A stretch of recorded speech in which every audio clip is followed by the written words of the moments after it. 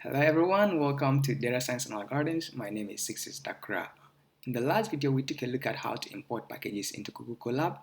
We also looked at how to load data from a web server. So in this video, we are going to take a look at one of the most important steps of the data science process, and that is exploratory data analysis, or EDA for short.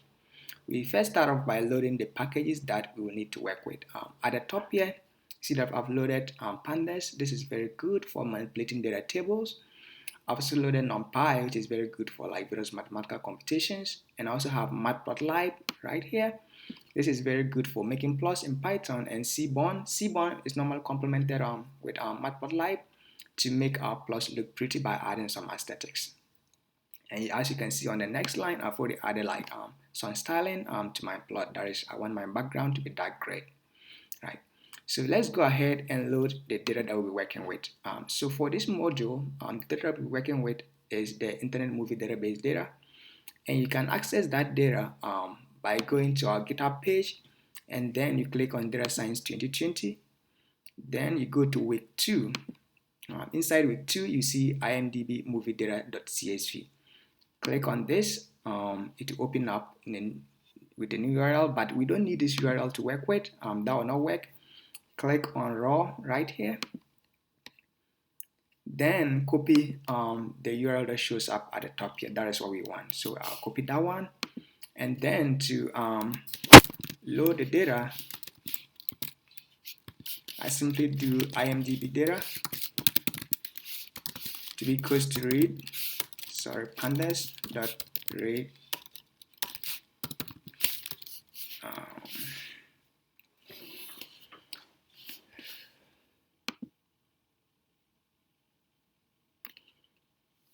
to load the data. To load the data, I'll simply have imdb data for it this way equals to pandas.read if underscore csv. Then we paste the URL that we copied. Then we indicate that it's a comma separated file format. And then we already have headers in our data set, so we set header to be equal to 0, right? So if I run this and I run that, I have my data, IMDb data, loaded onto my Google Colab environment, ready for work, right? So EDA comes in two forms, either univariate or multivariate. The univariate version is where we have, let's say, one dependent variable and then one independent variable. That is not quite useful for most data analysis purposes. You're almost always interested in the multivariate exploratory data analysis case. That is, we have one dependent variable and then multiple independent variables, right?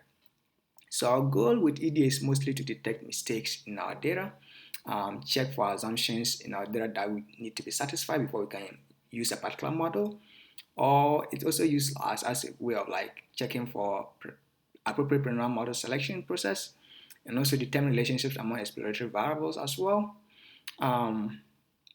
So in starting off with EDA, mostly always want to check for missing values, right? And how do we do that? To check for missing values, there are two ways we could do it. So I could say imdb data dot is now, right? Then I could have this, and what this does is that it goes through all my futures in my data set, and if there is a null value there, it counts all of them and average them and sum them for me. Sorry, not average, and sum them for me. So if I run this, I'll simply get rank 0. That means that in the future column of rank, there are no null values. Title 0, and then we have 128 missing values in revenue, and then 64 missing values in Metascore, right? Or I could, instead of using is null, I could use is any. That should give the same result. So let's comment the top part out and use is any here. See, we still have 128 missing values for revenue and then 64 missing values for Metascore. So here I realize that we don't have a lot of missing values, right? So it might be useful to just remove these missing values from our data set, right? So to do that, to remove the missing values,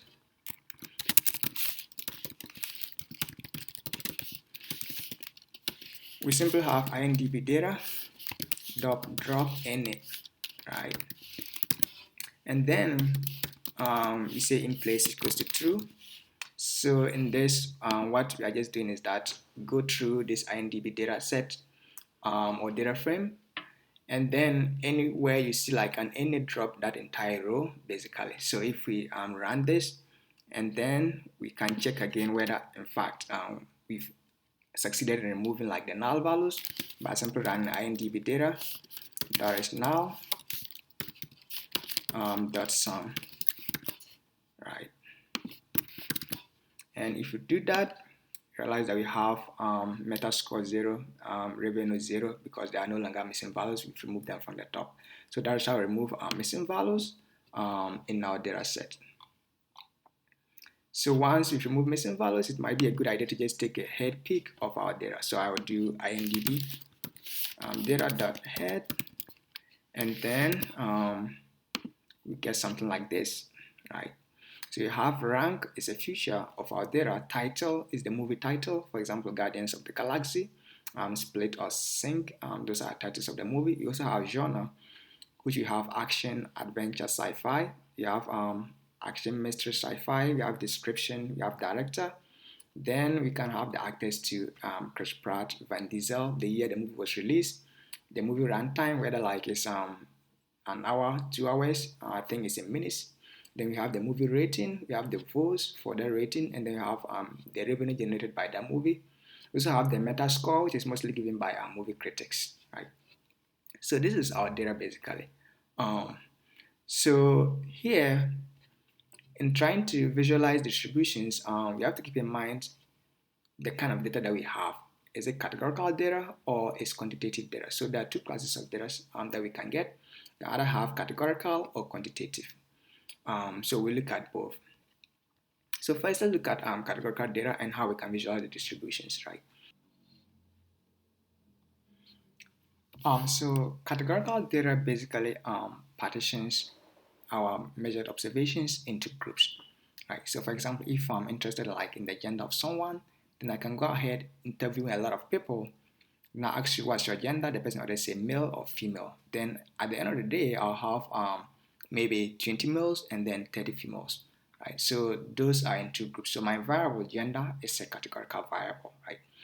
So in trying to visualize the distribution of this variable, I'm mostly going to be interested in what the count in each category or in each group, right? So to look at the count in each group, one very useful plot for doing that is the bar chart, right? So let's take a look at the bar chart with respect to year for this our data set. So we first set up by setting the dimensions of our figure. So I'll create a new variable called figure dimensions, and then I'll set it to 14, and then 14 and 8. Then I'll create the figure and then the axis. And basically what I'm doing is to call the matplotlib and then set subplus to the figure size being the figure dimensions I've just created here, right? Then I've called seaborn and then called the count plot, which is used for making bar charts. So I have sns.count plot, right? And then I'll set my variable here to be year. Year is capital Y for this data set, and then I'll set my axis because the axis that I created at the top here, and I'll have my data being equals to INDB data, and basically that is all I need to make a bar chart. So if I run this, you see that I'll have this. This is not quite informative. I don't know what my y-axis represents basically, unless I see something like count here, and then I have year to here. But we can add a main title to the plot to make it more informative, right? So how do we do that? We can just go to the top here and say figure dot sub title, and then we can give it like any descriptive name like bar chart, right? And then we can also set the X and Y label by custom. So if you don't like the labels that is produced automatically or by default, you can set them by using axis.set X label, and then we'll give it a label of year, and then have axis dot set Y label, and then we'll give it count, right? If you run this, you now have at the top your bar chart, at the left on the y-axis count, and then you have here. So you can see immediately that like a lot of movies were produced in 2016 compared to 2006, right? So that is the distribution of movies produced over the years. So as time progresses, more movies were coming out. That is reasonable because with improved technology, people are able like to make movies much faster and more efficiently. So we should be expecting more movies to come out as time progresses, right? So that is the distribution of movies being produced over the years from 2006 to 2016, right? So once we have this, we might probably want to visualize for a different category, let's say for genre, title, or even for actors, right? So it's always a good idea to probably convert this piece of code into a Python function that we can easily call to make a plot for us. So let's do that. So here I'm gonna say make bar chart function, right? I'm gonna say define make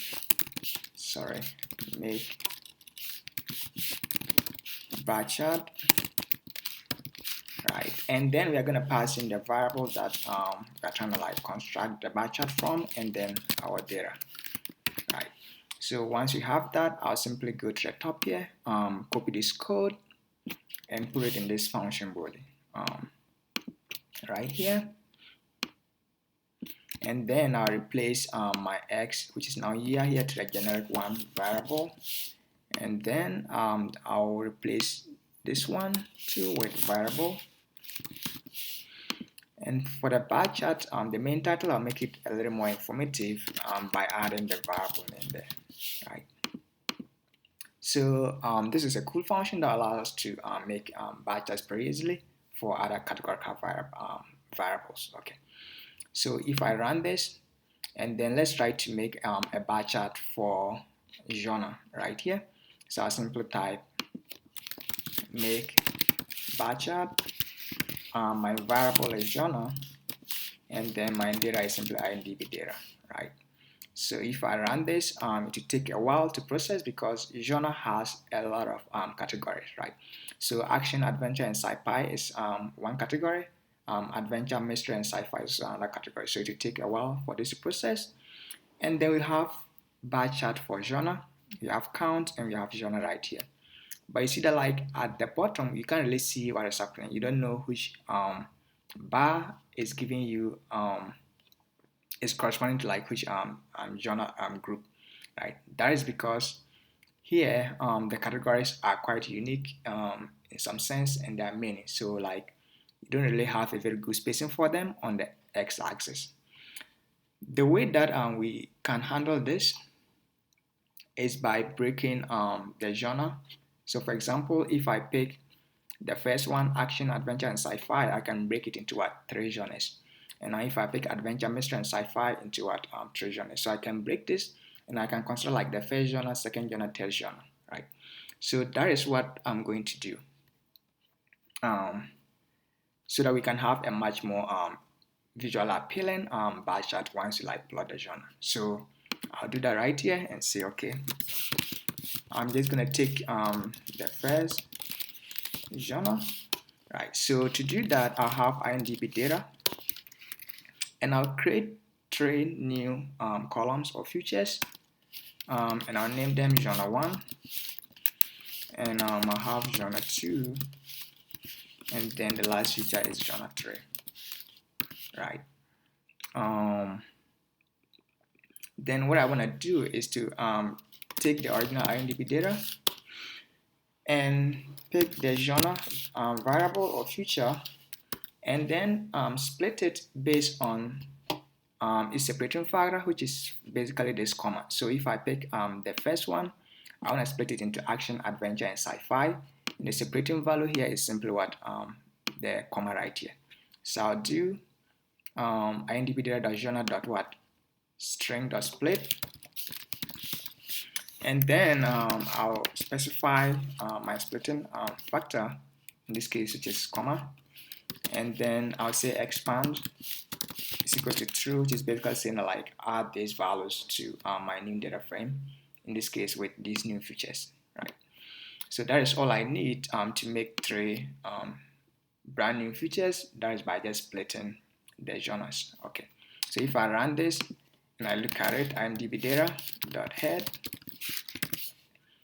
right, you realize that I have three new features added: genre 1, genre 2, and genre 3 right here. Right. So I now have action, adventure, and sci-fi. So if you check the split movie, realize that like it has only two genres, horror and thriller. So the third one will simply be none. Right. So right now, instead of trying to visualize this genre variable, I can decide to visualize just only genre 1. Right. That will give me a much more informative view of the first genre that is assigned to a given movie. So let's do that. So here I'll simply have make bar chart. My variable of interest is simply genre 1, and then my data is IMDb data, right? So if I run this, see I have a much better bar chart. So I have action movies kind of are more dominant, and the least dominant is probably thriller movies, right? So this gives me like a distribution of the genre across the movies that have been produced from, let's say, 2006 or 2003 to about 2016, right? Comedy and drama basically like have the same production level, and then horror and basically animation and biography are least produced, and then the ones that are not produced a lot is basically sci-fi, fantasy, and thriller. Okay, so that is it for splitting a string of text, in this case genre, into new features for our data. We can do the same for, let's look at the actors, right? For example, we have Chris Pratt, we have Vin Diesel, and we have Bradley Cooper. These are a lot. We don't want to probably use all of them in constructing our bar chart, right? So we can split and just take the first two leading actors, the Chris Pratt and probably Vin Diesel, and then the second we have Rapace and then Logan, right? So let's do that for the category. So I have split actor category, and we just follow the same procedure as we did for splitting the genre. We have IMDb data. We create two new features: actor 1, which is the leading actor, and then actor 2, the second leading actor. And we're simply going to be IMDb data dot actor, in this case is actors, the variable is actors. Then we have string.split, and then we specify our splitting factor, which is a comma. We have expand to be equal to true to add it to our existing data. And then here we are just interested in like the first actor and the second actor, so we specify the columns that we're gonna pick from, right? And then if we run this, realize that we have two new features added to our data set. If I go to this section, I have actor 1, actor 2, right? I have Chris Pratt, Vin Diesel, James McAvoy, and then Ayanna Taylor, and all of that. Okay. So with this, I can look at the distribution of, let's say, actor 1 across all movies. I can look at the distribution of actor 2 across all movies, right? But we are not going to look at that, but you can take a look at it if you want. Then the next thing is visualizing continuous data. So there are just two types of quantitative data. We have discrete and we have continuous. So we are going to look at the continuous aspect here. So mostly for continuous data, a good way to visualize the distribution across a spectrum is by looking at the histogram, right? The histogram gives you a visual way of looking at like the extremes, that is to your left and to your right, which values are small and which values are huge, and what is the center of your distribution for that particular variable, right? So to do that, we'll look at a distribution of ratings for our data. So rating here is a continuous variable. So let's do that. So look at the distribution of ratings. So we would simply just go ahead and make a function that allows us to easily make a histogram in case we need to construct a histogram for another variable. So I'll say def make histogram, and then here we supply the variable and then our data, right?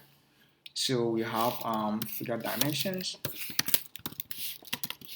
We simply set that to 14 and 8 as usual, and then we specify our figure in our axis, and then have plot dot subplot, and then we specify our figure size inside there, right? And that should be our figure dimensions. Then we want to add probably a title, so figure that subtitle. We will have here I'll put in histogram of, then let's add the variable name, right? Then we also have we now make the plot. So to make the plot, we use SNS or Seaborn. So SNS dot distribution plot, that is what gives you a histogram in Seaborn, right? So I have that, and then all I need to provide is my variable. So I simply have my data, then I'll subset my variable right here, and then I have axis dot set x label,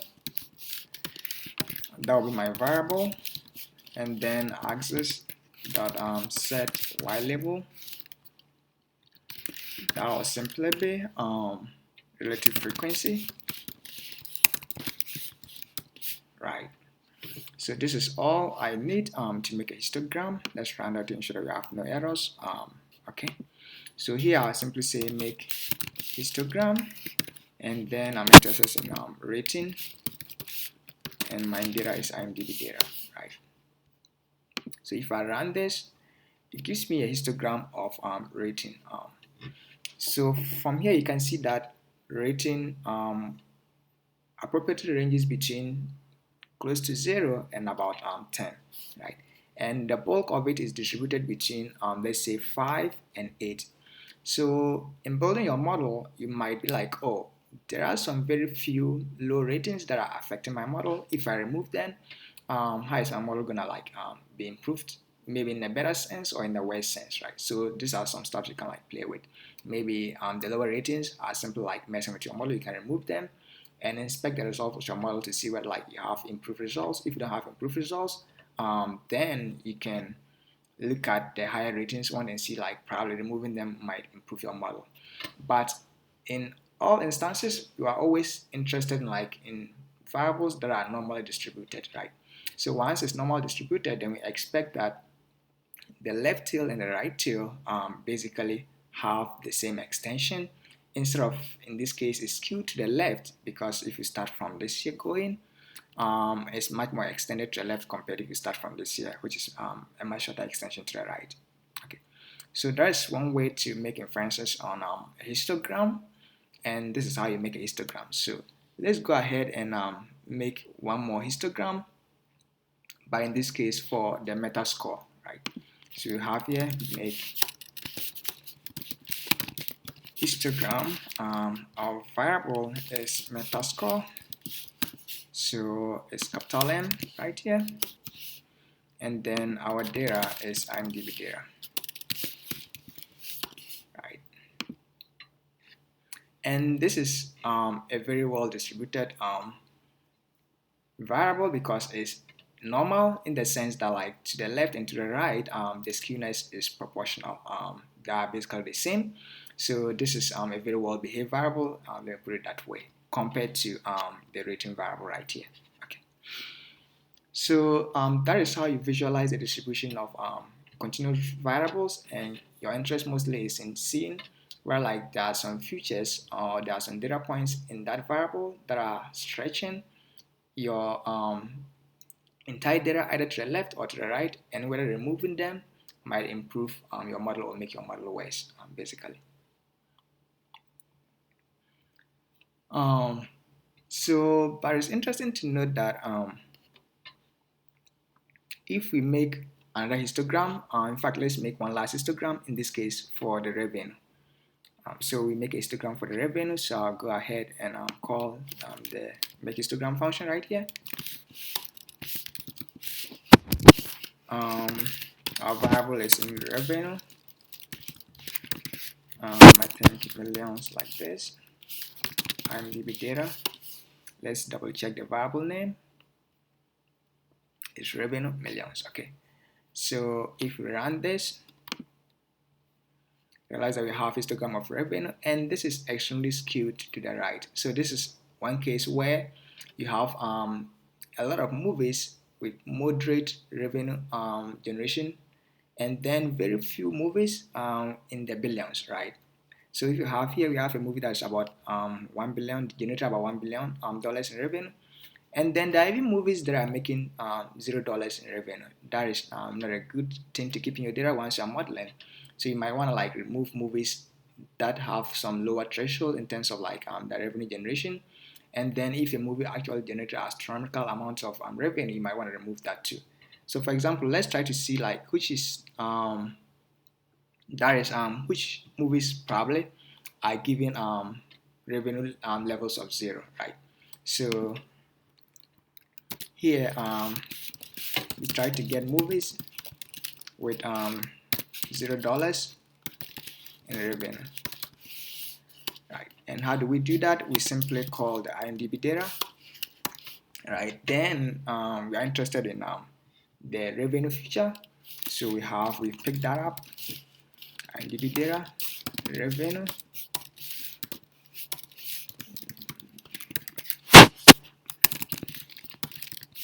that is the feature name, revenue name millions. And then what we are saying is that if the revenue is less than or equals to 0, we want to return that particular row, right? So we have that.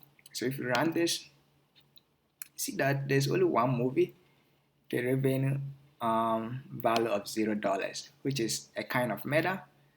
So you probably might not like to include this movie in your model building process, right?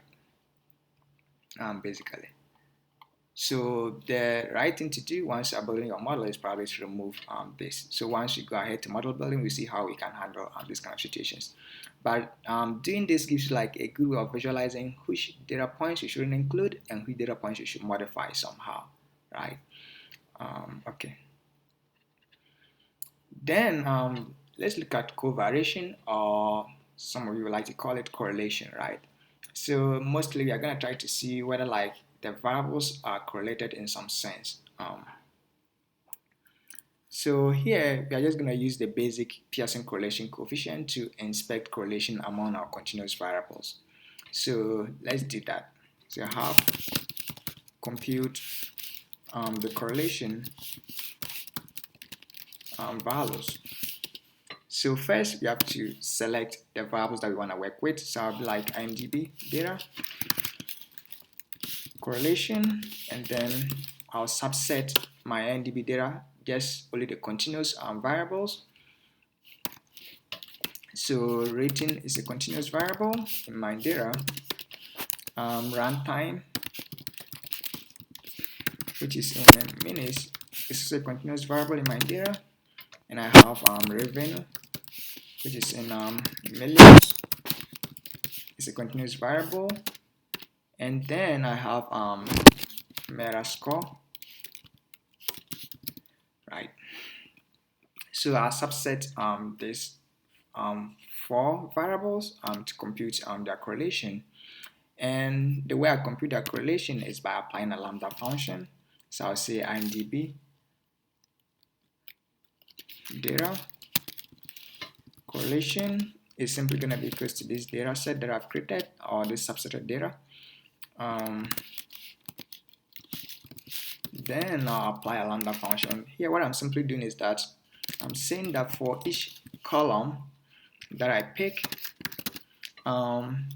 basically find the correlation between that column and then the other column. So I have, in this case, a 4x4 matrix kind of once I do this computation. So I say pandas the factorize.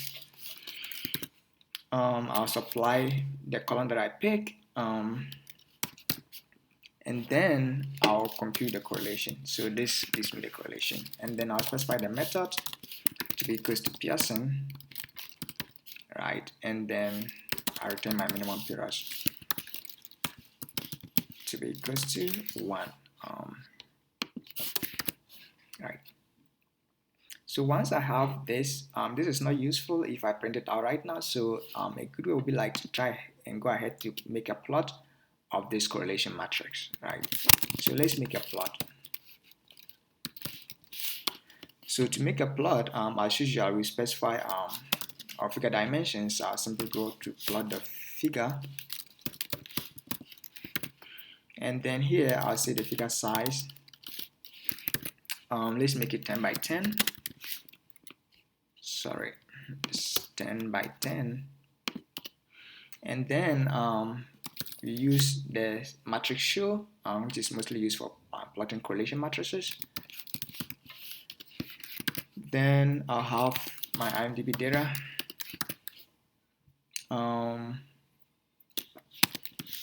Correlation. In fact, I think the right thing to do here is just say IMDb correlation for the correlation matrix and use that right here. So you have IMDb correlation, and then we have the figure. Num is just going to be equals to f dot number, right?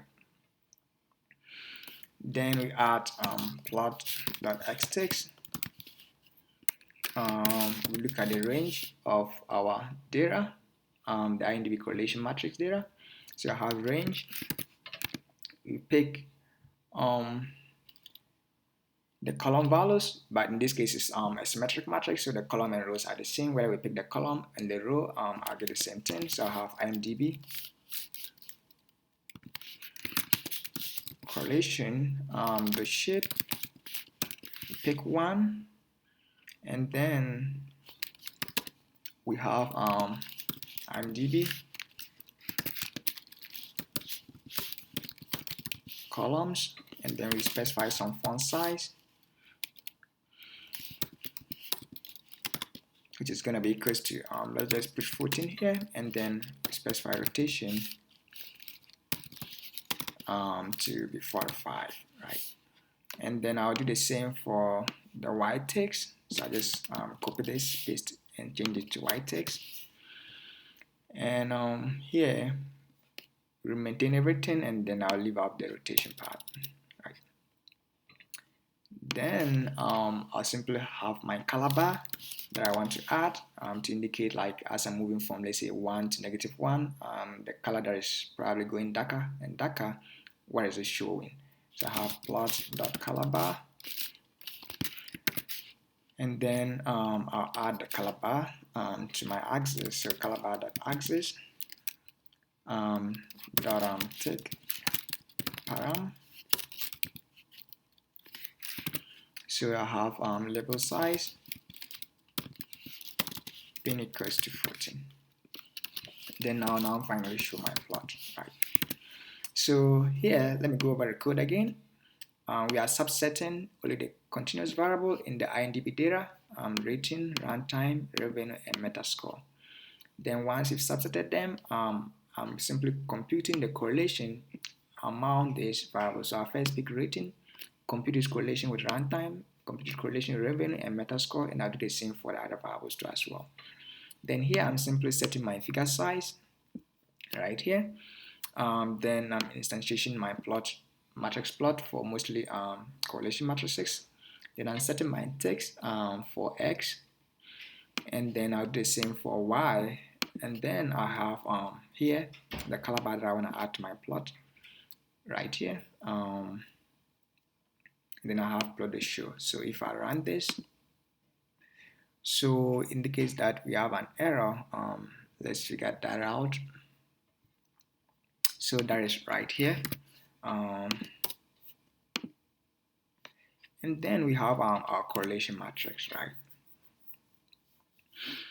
You realize that rating, so a variable will correlate perfectly with itself, right? So rating and rating is 1 based on the color bar, and then let's say runtime is 1 based on the color bar. But then if we check runtime and then rating, realize that like they have very, very low correlation, about 0.1 or 0.15. The same thing can be said for almost all other variables. If I check rating and metascore, they have also very low correlation, about 0.3. But it seems there isn't necessarily negative correlation among the variables, right? So that is one way you can use to check how the variables are related in your data set by using the correlation matrix plot. But the fact that two variables have a low correlation doesn't mean they are not necessarily related. Remember that in the Pearson correlation, we are just looking at the linear relationship among variables. So what this is showing in essence is that there is very low linear relationship, or probably there's non-existent linear relationship between runtime and rating. It doesn't mean that there probably isn't a quadratic relationship between runtime and rating, or a cubic relationship between runtime and rating, right? So this is just looking at the linear relationship. Okay. So once we have our correlation matrix, then the next thing is we can also look at categorical and continuous variables together as a whole, right? So for example, if I pick genre, I want to see how the rating varies across genres, right? So I can do that.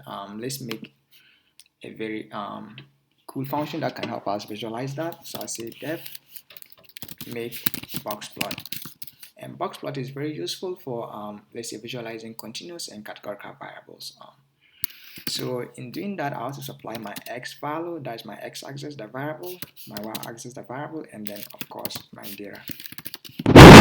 And again, we go ahead and set our figure dimensions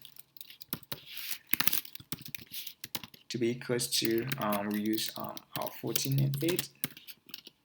And then we set our figure and axis to be equals to plot the subplot, and here we have set our figure size to be equal to the figure dimensions that we specified above, and then we have figure dot sub. Just want to set the title, so we have box plot of let's say x, and then let's say and y, right? Then we're gonna like make a box plot. So we, in SNS or in Seaborn, the function to call is box plot. So our SNS dot box plot, not boxing plot. This is right here. We specify our x variable. In this case is x. Our y variable. In this case is y. And then our data is simply gonna be equal to data we have here. Then we can set our x and y axis labels. So axis dot set x label. We simply specify that one as our x, and then axis dot set y label. We simply specify that as our y, right? So this function helps us to visualize a continuous and then a categorical variable in terms of looking at it from box plot perspective. So let's run this to ensure we have no errors. So we can now call make box plot, and then we have let's visualize genre 1 and then rating. Remember, genre 1 is a categorical variable and rating is a continuous variable. Then we supply our data, our INDB data, right? So if we do this, this is what we get. We have box plot of genre 1 and rating. And then in interpreting box plots, you mostly look at the median across the various categories. So the categories are at the x-axis, have action, adventure up to thriller, and then the rating is from 2 to 9, but basically it's from 0 to 10, right? So if I pick action and adventure, I can say that adventure has a higher median rating compared to action, and then I can also say that The category or the genre category that has the lowest median rating is sci-fi right here, right? So this probably gives you an idea of like which movies have higher ratings among all the various genres. So if I'm producing a movie, then I can look at, okay, if I produce an adventure, chances are that it might have what, a higher rating compared to if I produce what, a sci-fi movie, right? So that is very useful information that you can use to answer some questions. Somebody will be like, okay, our production department can come in and be like, we want to produce this movie. We are either looking at action, we are looking at mystery, and we are looking at sci-fi. Which one should we go with? Right? Then you can make this kind of plot and be like, okay, from empirical data, action movies tends to have what, higher median ratings compared to sci-fi, and then mystery movies tends to also have what, higher ratings compared to even action. So from my recommendation, you should like produce a mystery movie. All other factors staying the same. So that's how we can interpret a box plot, which kind of uses a continuous and a categorical variable and visualize the distribution of the various categories with respect to your continuous variable, right? And then it's also possible to look at two continuous variables together, right? For example, I could decide to look at the metascore and the rating. How does the critics metascore influence the movie final rating, right? So to do that, we will make a similar plot, but in this case, we are going to use a scatter plot. So we're just going to scatter the points on the grid and see how where there's any systematic pattern in relation to the two continuous variables, right? So let's create a function and we call it make scatter plot. In this, we are going to supply the x variable, the y variable, our data, and here I'm just going to specify some variable.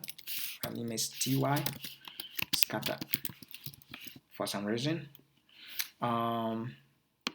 This will help us to see whether you want to like just make a scatter plot or you want to make a point plot, right?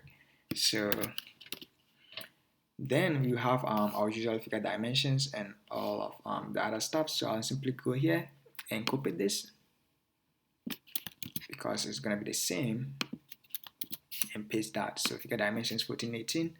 So here I'll change it to scatter plot. Scatter plot of x and y. Then I'll say that if ty is equals to let's say scatter, then I want to make a scatter plot, and then the way we make scatter plots using Seaborn is by going to sns dot scatter plot. Then we supply the x variable, supply the y variable, and then we supply the data in this case, right? Else we want to make a point plot. Sorry, point plot. We also supply the x, have the y, and then we supply the data, right? And finally we come down and set our axis, x label, set it to x, axis dot set y label, we set it to y, right? So this function helps us make a scatter plot that visualizes two continuous variables. So let's try to see that we have no error. So I'll now look at a scatter plot of metascore and rating. So I'll have make scatter plot, metascore, rating, and then we supply our data. So if we have this, let's see, sorry, IMDb data, not data. So here we have a scatter plot. Metascore is on the x-axis and rating is on the y-axis. You can see that we have probably like an upward increment. That means that as metascore increases, the rating also increases. This makes some intuitive sense because once critics watch a movie and they are giving it like their critic score, chances are that to have a very good correlation with the final rating that like audience are going to give to that movie, right? One way we can visualize this to see that upward trajectory is by using a point plot, right? So I'm gonna do the same thing, but right now I'll just change the type ty to be equals to just an empty string, and then we should see a point plot. The point plot, the x-axis won't be informative because to be like merged together a lot, but you see that here we have like upward trajectory, so it shows that like as the meta score increases, the rating also increases. So let's take a look at one final continuous and then rating variable combination, and that's going to be equals to let's look at make scatter plot of runtime